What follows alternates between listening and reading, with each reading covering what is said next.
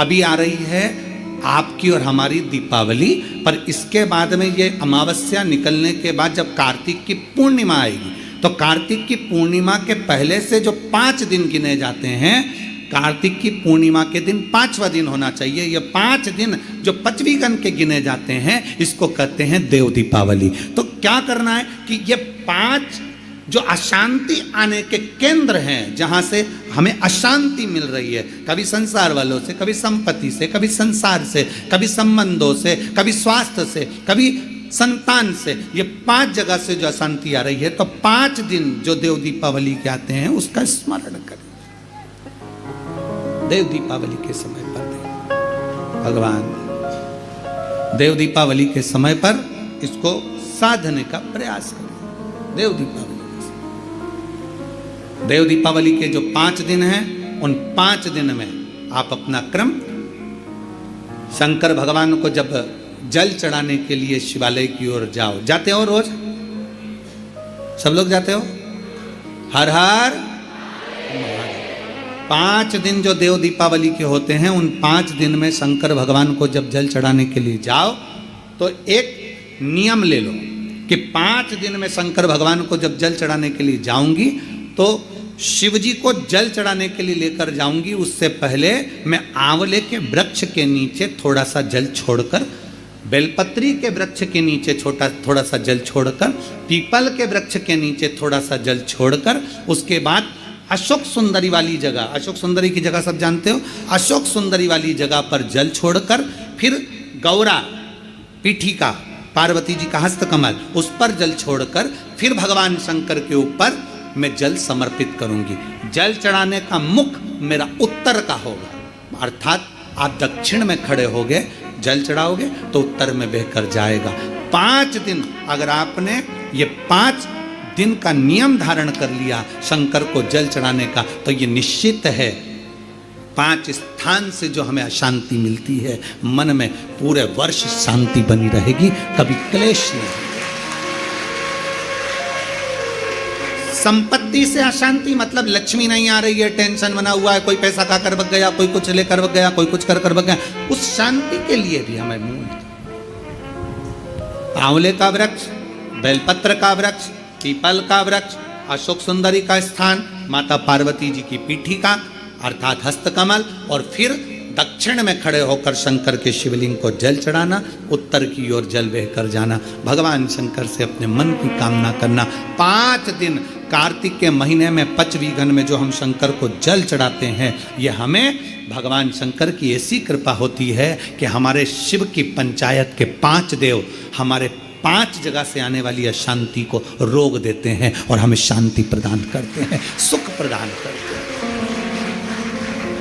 पचवीगन के 5 दिन शिव पंचायत के 5 देव हमारे 5 जगह से आने वाली अशांति को रोकने का प्रयास कर देते, रोकने का प्रयास करते, सुख का अनुभव करा देते। और मैंने तेरे ही भरोसे बाबा, तेरे ही भरोसे हवा विच उड़ती जावांगी, डोर हथों छड़ी नाम कटी जावांगी। भोले मैं तेरी प्रथम, शंभो मैं तेरी प्रथम, हवा बिच उड़ती जावांगी। बाबा डोर हथों छड़ी नाम कटी जावांगी। शिव तत्व कह रहा है, भगवान शंकर को रिझाने का एक तरीका यह है। नारायण लक्ष्मी को नारायण को दे रहे हैं भगवान शिव, भगवान शंकर क्यों दे रहे हैं, उसका देने का कारण क्या है? क्योंकि नारायण के अंदर समर्पण है। दूसरे का दुख देखकर जो दुखी हो जाए, दूसरे का कष्ट देखकर जो दुखी हो जाए, दूसरे की तकलीफ देखकर जिसके अंदर दुख धारण हो जाए कि इसको ठीक तरीके से कुछ मिल जाए, वो नारायण कर सकते हैं। एक सुंदर चरित्र आता है शिव महापुराण में, एक बड़ा सुंदर चरित्र आता है। आप कार्तिक के महीने की ये सुंदर कथा का जो रसास्वादन कर रहे हैं, भगवान शिव की कथा का रसतत्व ग्रहण कर रहे हैं, दीपावली महापर्व को जो कुबेरेश्वर धाम की पवित्र भूमि पर श्रवण कर रहे हैं, एक सुंदर चरित्र आता है।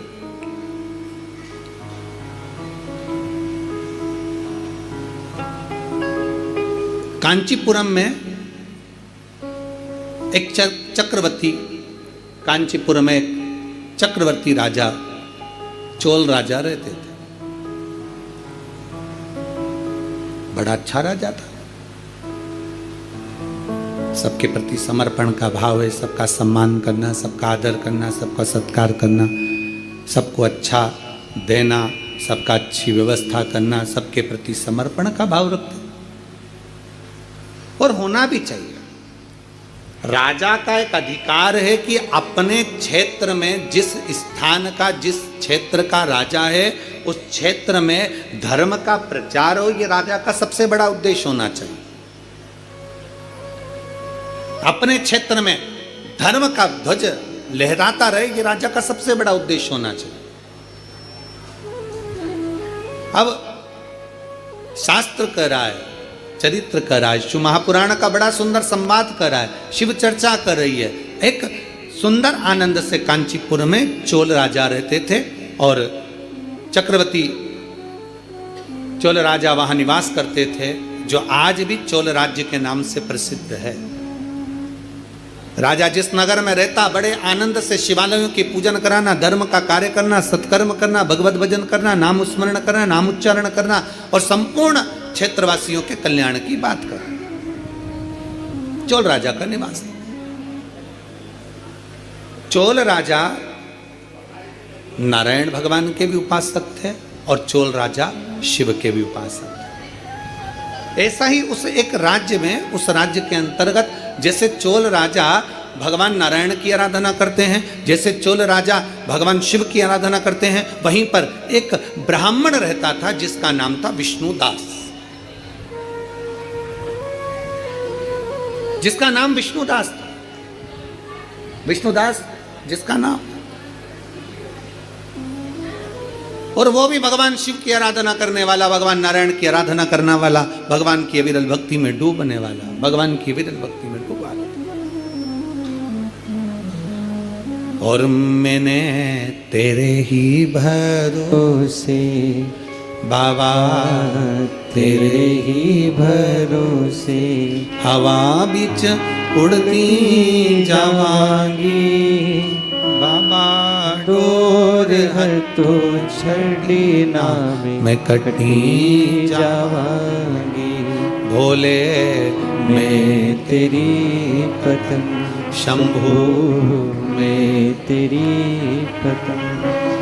चोल राजा शिव की और नारायण की आराधना में लग जाता तो भगवान, एक ब्राह्मण रहता जिसका नाम था विष्णुदास। विष्णुदास वो भी भगवान शंकर की आराधना में डूबा रहता, शिव स्तुति में डूबा रहता, शंकर की भक्ति में डूबा रहता, शिव तत्व में डूबा रहता। प्रतिदिन शिवालय जाना, शंकर की भक्ति करना, शिव की आराधना करना।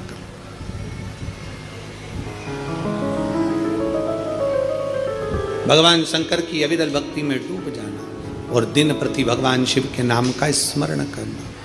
श्री शिवाय नमस्तुभ्यं, श्री शिवाय नमस्तुभ्यं, श्री शिवाय नमस्तुभ्यं, श्री